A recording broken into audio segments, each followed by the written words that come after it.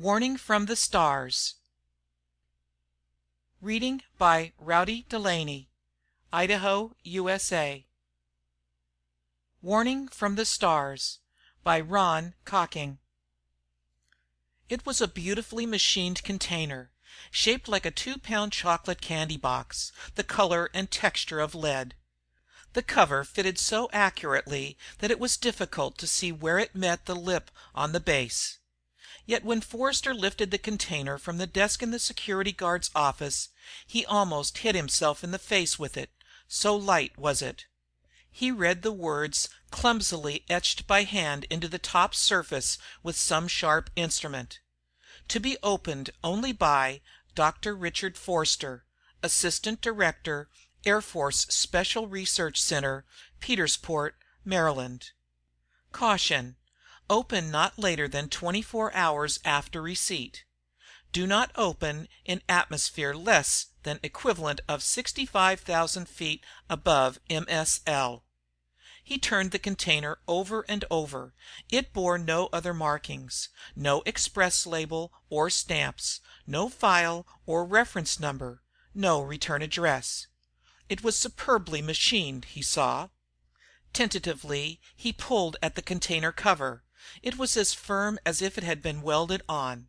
But then, if the cover had been closed in the thin atmosphere of 65,000 feet, it would be held on by the terrific pressure of a column of air 12 miles high.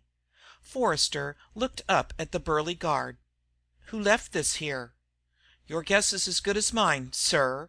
The man's voice was as close to insolence as the difference in status would allow, and Forrester bristled. "I just clocked in an hour ago. There was a thick fog came on all of a sudden, and there was a bit of confusion when we were changing over.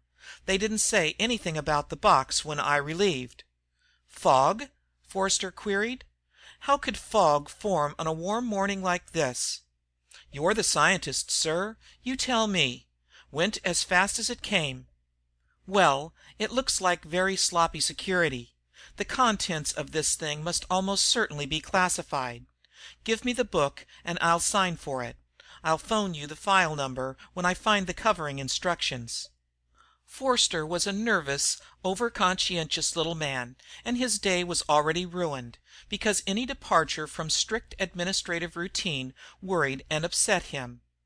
Only in his field of aviation medicine did he feel competent, secure. He knew that around the center they contemptuously called him Lilliput. The younger researchers were constantly trying to think up new ways to play jokes on him and annoy him. Crowley Preston, the research center's director, and his chief had been summoned to Washington the night before. Forster wished fervently that he was around to deal with this matter. Now that relations between East and West had reached the snapping point, the slightest deviation from security regulations usually meant a full-scale inquiry. He signed for the container and carried it out to the car, still seething impotently over the guard's insolence. He placed it beside him on the front seat of his car and drove up to the building which housed part of the labs and also his office. He climbed out. Then, as he slammed the door, he happened to glance into the car again. The seat covers were made of plastic in a maroon and blue plaid pattern. But where the box had rested there was a dirty gray rectangular patch that hadn't been there before. Forrester stared, then opened the door again. He rubbed his fingers over the discolored spot. It felt no different from the rest of the fabric. He placed the box over the area. It fitted perfectly. He flopped down on the seat, his legs dangling out of the car, fighting down a sudden irrational wave of panic. He pushed the container to the other end of the seat. After all, he rationalized, plastics are notoriously unstable under certain conditions. This is probably a new alloy Washington once tested for behavior under extreme conditions of temperature and pressure. What's gotten into you? He took a deep breath, picked up the box again. Where it had rested there was another discolored patch on the car seat covers. Holding it away from him, Forster hurried into the office, then dumped the box into a metal wastebasket. Then he went to a cabinet and pulled out a Geiger counter, carried it over to the wastebasket. As he pointed the probe at the box, the familiar slow clicking reassured him, and feeling a little foolish, he put the instrument back on its shelf. Hurriedly he went through his mail. There was nothing in it referring to the package. Then he called the classified filing section. Nobody there knew anything about it either. For some reason he couldn't explain to himself, he wasn't even surprised. He stared into the wastebasket. The clumsily etched instructions glinted up at him, to be opened as soon as possible. He picked up the phone and called the decompression chamber building. There was no valid reason why he should have been self-conscious as he talked to the lab attendant in charge of the decompression tank. He used it a dozen times a month for tests and experiments. Yet when he gave his instructions his voice was labored and strained. Some genius in Washington sent this thing down without any covering instructions. But it has to be opened in a hurry, in a thin atmosphere. I'd like to stay on the intercom for a while in case it blows up in my face or something." He tried to laugh, but all that came out was a croak. The attendant nodded indifferently, then helped Forster into the helmet of his pressure suit. He climbed up the steps into the chamber, pulling the airtight door shut behind him. He placed the box on the desk in front of the instrument panel, then turned back to push the door clamps into place. For the first time in the hundreds of hours he had spent in this tank, he knew the meaning of claustrophobia. Mechanically, he plugged in his intercom and air lines, went through the other routine checks before ascent, tested communications with the lab attendant, then flicked the exhaust motor switch. Now there was nothing to do except wait. He stared at the box. In artificial light it seemed full of hidden menace, a knowing aliveness of its own. Forster shrugged his shoulders impatiently, as though to throw off the vague blanket of uneasiness that was settling around him. Somebody had forgotten to send a cover letter with the container, or it had been mislaid. That could happen, although with security routine as strict as it was, the possibility was remote. All the same, it could happen. After all, what other explanation was there? What was it he was afraid of? There was something about it. He glanced at the altimeter. The needle showed only 10,000 feet and seemed to be crawling around the dial. He resolved not to look at it for 3 minutes by the clock on the panel. When he checked the altimeter again, it registered just over 30,000 feet, not even halfway yet. As the pressure in the tank decreased, he began to be conscious of the need for reverse breathing, and he concentrated on using his tongue to check the flow of air into his lungs, then using the thoracic muscles to exhale against the higher pressure inside the suit. Time seemed to be passing in microseconds. 25,000 feet, 30,000, 40,000, 50,000. At 62,500 feet he gently tested the cover of the container again. It lifted. As the altimeter needle flickered on the 65,000-foot mark, he cut the exhaust motor and picked up the box. The cover slipped off easily. His feeling of anticlimax was almost ludicrous. As he looked in, all the box contained was a flattened roll of some grayish material. He took it out. Despite its comparative bulk, it was feather light. It had the appearance of metal, but was as porous and pliable as a good grade of bond paper. He could not feel its texture through his heavy gloves. He took a good look. It was new, all right. No doubt Washington wanted some tests run on it, although without covering instructions and data this trip was wasted. But some heads would roll when he reported back on the way the container had been shipped in. He started to unroll the material to get a better look at it. Then he saw that it was covered with cramped, closely spaced handwriting in a purplish ink, handwriting that was elusively familiar. Then he read the words written in neat capitals at the top, the name of the man with the familiar handwriting, And fear came back, clamped cold fingers around his throat. James Rawdon Bentley. Dear Dick, the writing went on, take a large economy size grip on yourself. I know this is going to sound like a voice from the dead, but I'm very much alive and kicking. In the best of health, in fact. The writing blurred, and instinctively Forster put his fist up to rub his eyes, only to meet the hard plastic of his helmet visor. James Rawdon Bentley. It was January 18th, 1951, 3 years ago, and the jagged line of the Australian coast stretched like a small scale map to the black curve of the horizon. From the converted bomber that was his flying lab, Forster could see the other American observation plane cruising on a parallel course, about a half mile away, and beyond it, downwind, the fringe of the billowing cloud dome of the super secret British thermonuclear shot. Then suddenly Bentley's voice from the other plane was crackling over the earphones, sharp and urgent. Our Geigers and scintillometers are going crazy. We're getting out of here. There's something coming inside. A light. Silence. Forster had watched in helpless horror as the other ship dipped a silver wing, then nosed down ever so slowly, it seemed, down, down, in a dive that seemed to take hours as Forster's plane tracked it, ending in a tiny splash like a pebble being thrown into a pond.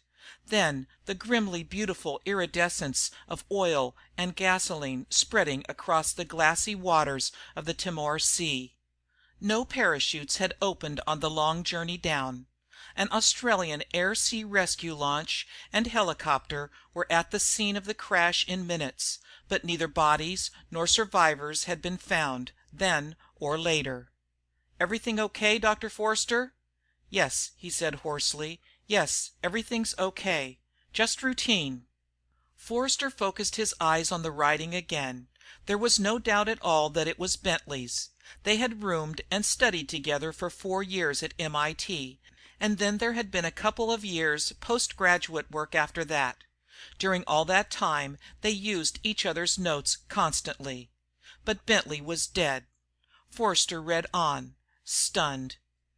"First, you'll want to know what happened over the Timor Sea after the shot.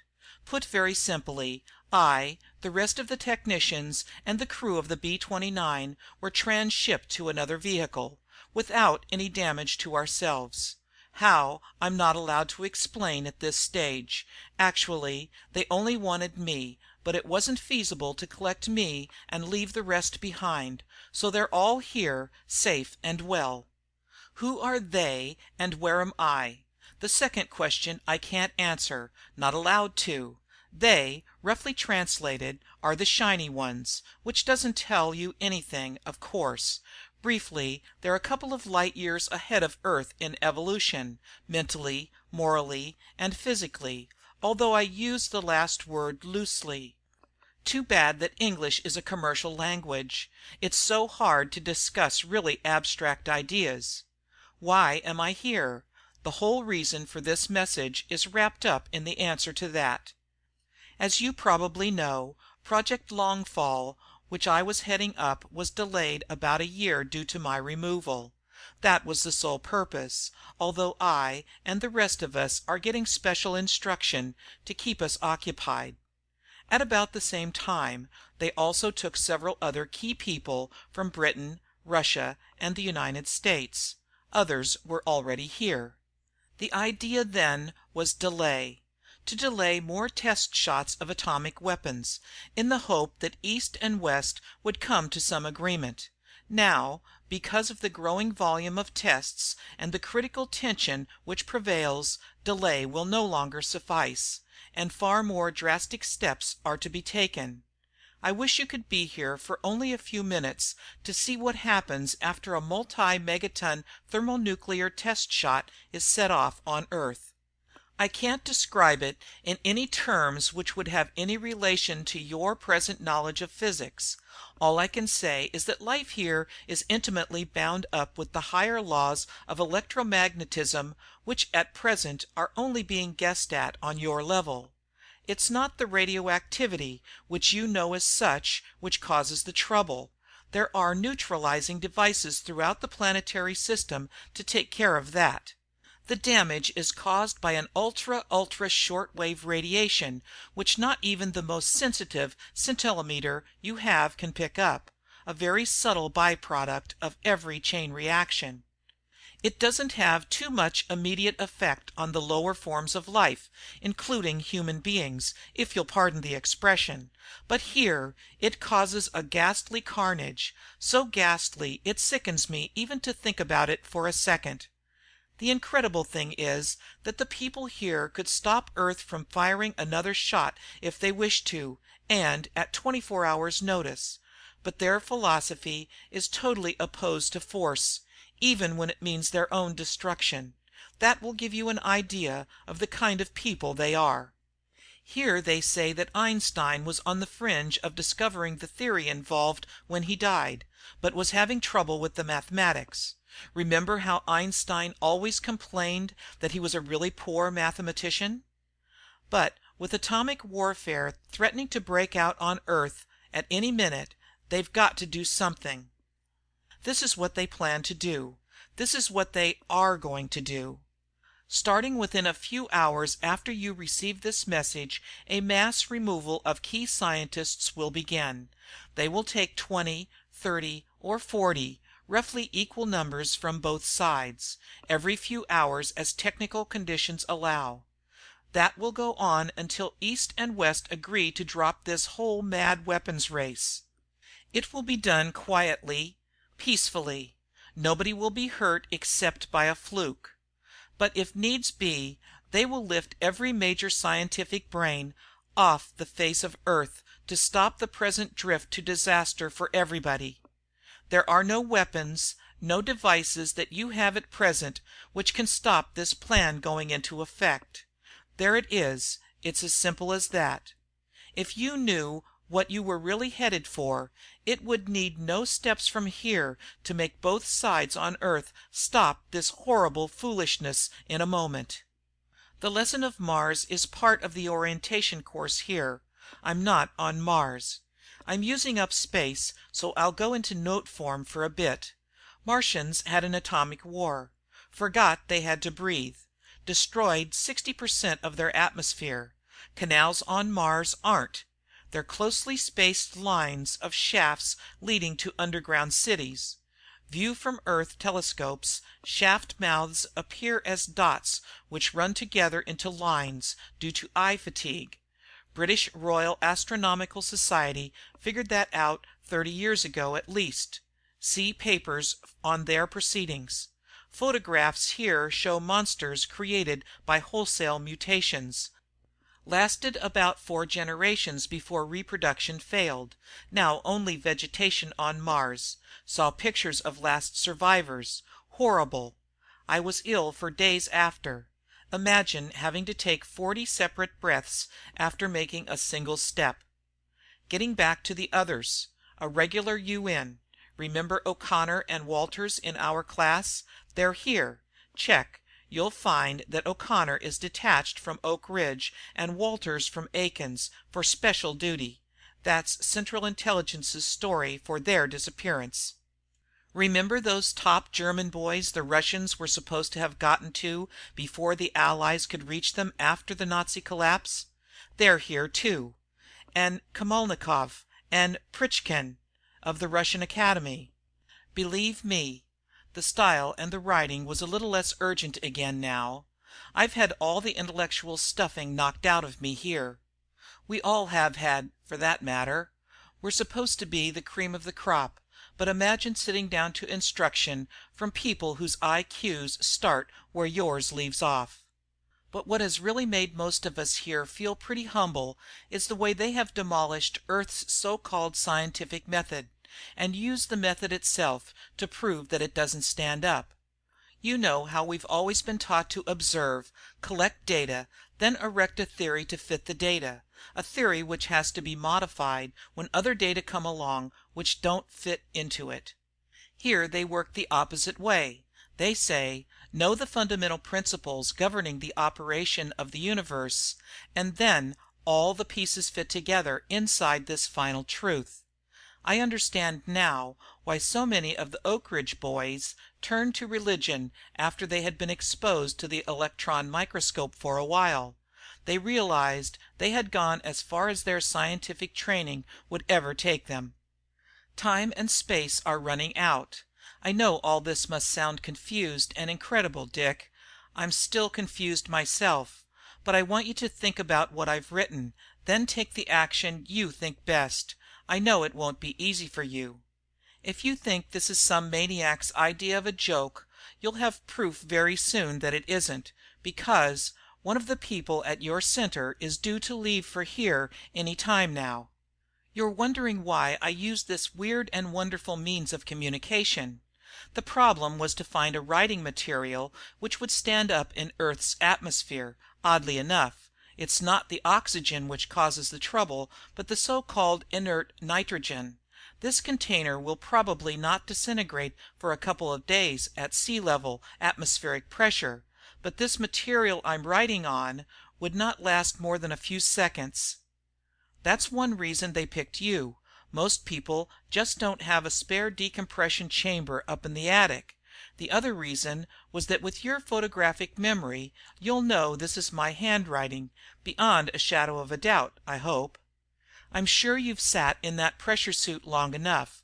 But remember, if you want to take another look at this, you'll have to put it back in the container before you go down. Wishing you all you would wish for yourself, Jim. Forster examined the signature. That was the way Bentley made the capital J. It looked almost like a T, with just a faint hook at the bottom of the downstroke. Then the way it joined the "Hey, Doc, are you going to tie up the tank all day? I've got work to do." Forster recognized the voice on the intercom as Tom Summerford's. Summerford was one of the crop of recent graduates to join the center, brash, noisy, irresponsible like the rest of them. He knew Forster hated being called Doc, so he never lost an opportunity to use the word. True, he was gifted and well trained, but he was the ringleader in playing the practical jokes on Forster which might have been funny in college, but which only wasted a research team's time in these critical days. Practical joke. Anger flooded over him. Yes, this was all a macabre game, cooked up by Summerford, with the help of some of his pals. Probably they were all out there now, snickering among themselves, waiting to see his face when he came out of the decompression chamber, waiting to gloat. "Hey, Doc, you still with us?" "I'll be out very shortly," Forster said grimly. "Just wait right there." He spun the air inlet controls. Impatiently he watched the altimeter needle begin its anti-clockwise movement. He'd call a staff meeting right away, find the culprits and suspend them from duty. Preston would have to back him up. If Summerford proved to be the ringleader, he would insist on his dismissal, Forster decided, and he would see to it that the young punk had trouble getting another post. The fantastic waste of time involved in such an elaborate forgery, Forster trembled with indignation. And using the name of a dead man, above all a scientist who had died in the interest of research, leaving behind him a mystery which still troubled the Atomic Energy Commission, because nobody had ever been able to explain that sudden dive in a plane which was apparently functioning perfectly and flown by a veteran crew. He glanced down at the roll. Was it his imagination, or had the purplish ink begun to fade? He ran a length of it through his fingers, and then he saw that in places there were gaps where the writing had disappeared altogether. He glanced up at the altimeter needle, which was sliding by the 24,000-foot mark. He looked back at his hands again, just in time to see the roll part in two places, leaving only the narrow strip he held between his gloved fingers. He put the strip on the desk and bent clumsily in his suit to retrieve the other pieces from the floor. But wherever he grabbed it, it fell apart. Now it seemed to be melting before his eyes. In a few seconds there was nothing. He straightened up. The strip he had left on the desk had disappeared too. No ash, no residue, nothing. His thought processes seemed to freeze. He glanced mechanically at the altimeter. It read 2,500 feet. He grabbed at the two pieces of the container. They still felt as rigid as ever. He fitted them together carefully, gaining a crumb of security from the act. He realized vaguely that the altimeter needle was resting on zero, but he had no idea how long he had been sitting there, trying to find a thread of logic in the confused welter of thoughts, when he heard the scrape of metal on metal as somebody wrestled with the door clamps from the outside. He was certain of only one thing.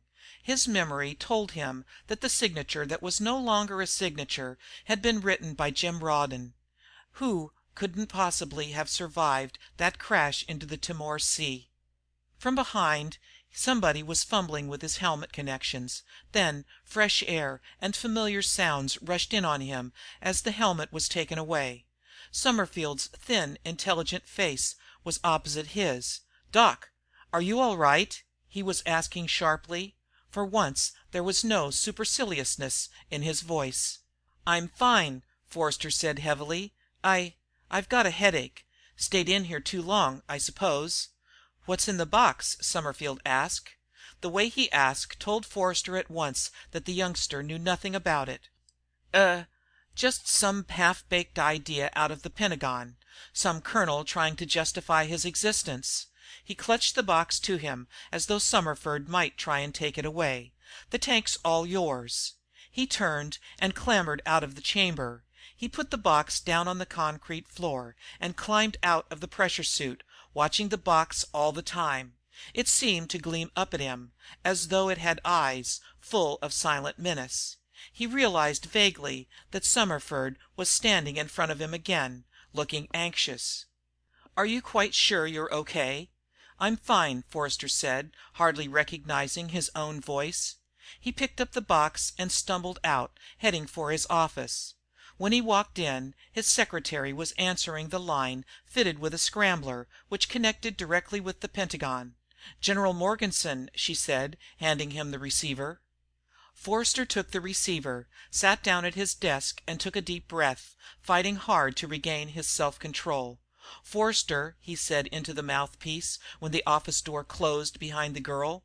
"Forster, what in the dickens happened to Preston? My driver met the train here this morning, but there was no sign of him.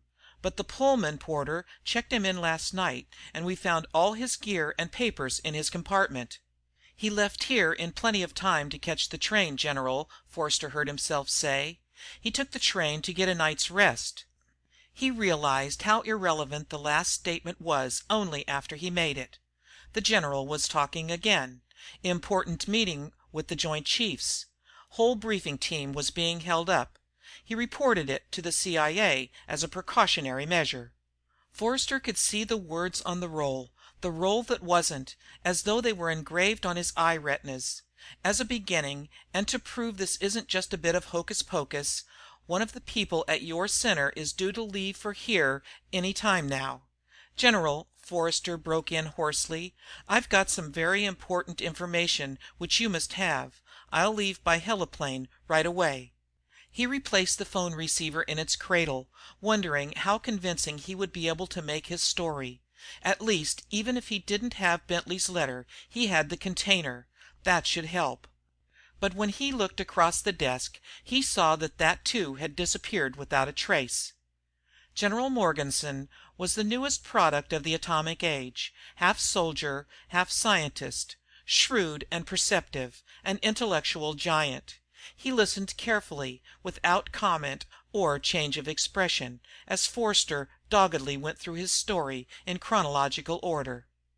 Halfway through, he held up his hand and started pushing buttons on the console built into his desk. Within a few moments men began filing into the room and sat down around Forster. Then the general motioned to the clerk seated in the corner by the tape recorder. "Gentlemen, listen to this playback and then I'll have Dr. Forster go on from there." What was left of Forster's confidence leaked away as he heard his own diffident voice filling the room again. It was like being awake in the middle of a weird dream. But when the tape recorder hissed into silence, he went on, staring straight ahead of him in quiet desperation. When he ended his story there was silence for a moment. Everyone sat motionless. Then Morganson looked up and around. "Well, gentlemen, Mr. Bates, CIA, first." This was no longer a story told by one man. It had become a problem, a situation to be evaluated objectively. "Well, sir, the only part of the thing I can comment on at this point is the stuff about O'Connor and Walters. That checks. They both disappeared without a trace. It was treated as a maximum security situation, and we did give out the story that they had been assigned to special duty." He glanced briefly at Forster. "Up until now, we assumed that only the directors at Aiken and Oak Ridge knew the real situation, outside the Atomic Energy Commission and the CIA, of course. This represents a very serious leak, or—" His voice trailed away. "Colonel Barfield, Intelligence." The young colonel tried to sound flippant, unsuccessfully. "General, acting on the assumption that the story is true, it would answer about 200 question marks in our files, maybe more, with further study." The CIA man cleared his throat and raised a finger. "For everybody's information," he said, "a preliminary field check shows that Dr. Preston's train was stopped for 10 minutes by fog last night. The train's radar installation failed simultaneously. There wouldn't be anything odd about that, except the temperature at the time was about 65 degrees, and the humidity was only 55%. Consider that, gentlemen. Theoretically, fog can't form under such conditions. Similar fog occurred on the occasions when O'Connor and Walters were reported missing. The Met people couldn't explain that either. That's all." Morganson sat straight up, as though he had suddenly made a decision. "I don't think there's any value in further discussion at this point. You will all have transcripts of Dr. Forster's statement within a few minutes. According to that statement, we're due to lose a number of key men in the next few hours. I'll have Code 1 emergency precautions instituted at all research establishments, and I think the chairman of the Joint Chiefs should hear from me right away. Colonel Barfield, I'd like you to ask Colonel Malinatsky, the Russian military attaché, to see me here not later than 1 hour from now. We'll have a full dress conference here at 8 o'clock tomorrow morning, with written evaluation reports in detail from all branches. Dr. Forster, consider yourself assigned to Pentagon duty as of now and until further notice." Forrester sat, dazed, until he realized that the others had left, and the general was standing in front of him. "Go get some rest, Forster," the other man said with surprising gentleness. "You've had a tough day." As Forrester slept, that early summer night, weathermen across the world were marking their weather maps with thousands of observations, feathery wind arrows, temperatures, barometric pressures, and relative humidities. Then, as they drew their isobars, the patterns for the northern hemisphere emerged. A giant high pressure system, with its center in northern Oklahoma, promised warm weather across America.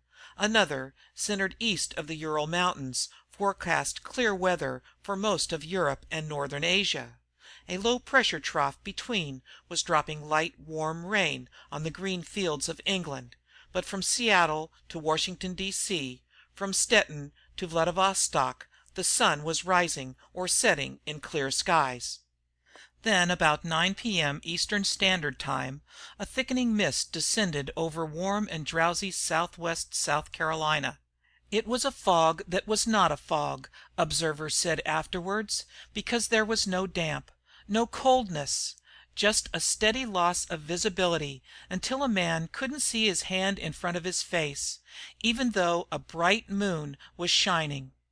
Most of the reporting night shift at Aiken Hydrogen Bomb Plant never reached the tightly guarded gates. Those who did were not allowed in.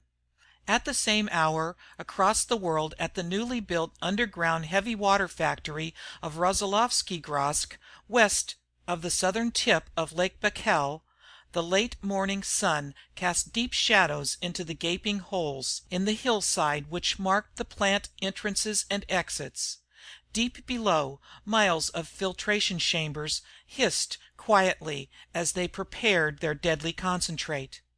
Then, without warning, the sun grew watery and pale, and within a few minutes a haze began to form at ground level. It grew thicker and thicker, the sun became a dim orange sphere, then was blotted out.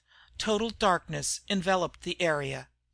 And at the same hour, the watchers manning the lonely circle of probing radar domes, facing each other across the frozen wastes of the Arctic, cursed softly in Russian and English as their scopes sweeping the upper air first went blank, then dark. They were shaken men at the meeting in General Morganson's office the next morning. "Over 30 key men are gone from Aiken," Morganson was saying. "In terms of goals, it means that our 1960 program now cannot possibly be fulfilled until 1965. If the situation develops as forecast by Dr. Forster's statement, our entire nuclear weapons program will grind to a halt within 2 weeks. If we drain men from civilian research, it will cause a total breakdown in the civilian atomic power production program. As you all know, the nation's entire economic expansion program is based on the availability of that power. Without it, industry will be forced into a deep freeze. That in turn means we might as well run up a white flag on the White House lawn." He smiled thinly. "I would be a lot more worried than I am, except we have the first indications that the other side is in the same boat. I broke every regulation in the book last night when I talked to Melanowski. I took the liberty of warning him on the basis that there was nothing to lose. His reaction was that it was all a Wall Street capitalist plot. Psychological warfare, he called it. He phoned me an hour ago. Sounded as though he'd just seen a ghost. He said the Russian ambassador had asked for an appointment with the Secretary of State this morning." Forster, bewildered and out of his depth in these global problems, let the flood of words pour over him. Then he realized Morganson was staring at him over the telephone receiver at his ear, and that the room was very quiet. Then Morganson said respectfully, "Very well, Mr. President, we'll have Dr. Forster there." Forster was relegated to the sidelines after his interview with the grave-faced man in the White House. Events were moving swiftly, events which Forster could read behind the blurred black headlines of the newspapers. The Russian ambassador was closeted with the Secretary of State for a record 6-hour talk. Then the Soviet foreign minister took off for Washington at 30 minutes' notice, and another record was made when he spent all day with the president.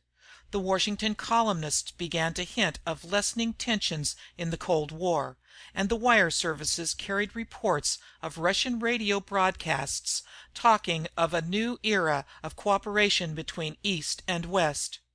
Only fragments of the broadcasts could be monitored, because radio reception had suddenly deteriorated right across the world. The reports could not be confirmed, because Russia cut all phone communications with the outside world. There was no possible mode of contact. Meanwhile, in the United States, television reception was blacking out for hours at a time, with no explanation available. The Civil Aeronautics Administration and the Air Force banned all plane movements under instrument flight conditions, because radar navigational equipment had become so unreliable as to be useless. Newspapers across the nation were reporting sudden fogs of short duration, which baffled local weathermen. The U.S. Weather Bureau in Washington refused to comment. For the first time in the history of an East-West conference, there was no haggling, no propaganda speeches. Hour after hour, even as the talks went on, the cream of the world's scientific brains quietly continued to disappear, it was revealed later. In 3 days, the major powers accomplished what they had failed to do in the previous 15 years. Just 4 days and 21 hours after Forrester had first talked to General Morganson at the Pentagon, a treaty was signed ending the world atomic weapons race. And it had all happened, was over and done, before the people of the globe could realize what was happening, before they could rise in mass panic in the face of the incredible unknown. Almost immediately after the announcement, radio and radar communications suddenly returned to normal, and reports of the mysterious fogs ceased. Back at the center, as he walked down the floodlit ramp of the heliport towards his car, Forrester found himself thinking of the experimental work on the dream state which he had performed as a graduate student. He knew that a dream which might take half an hour to recount took only a fraction of a second to occur in the subconscious of the sleeper as he awoke. It was the same way with the events of the last 5 days. Already details were becoming fuzzy and blurred as though they had happened 5 years ago. He opened the car door, and the soft glow of the dome light filled the interior. Then he saw again the rectangular discoloration on the seat covers, and the jolt back to reality was almost a physical thing. Relief, overwhelming, flooded over him. He looked up into the indigo velvet sky. Above him was the enormous triangle formed by Deneb, Vega, and Altair. From within it were 1,000 other dimmer stars, but all, he knew, far, far bigger than the speck of solidified gases called Earth. Somewhere out there, living, thinking, breathing, was Bentley. "Good night," Forrester said out loud. And somehow he was sure he wasn't talking into thin air. End of Warning from the Stars by Ron Cocking.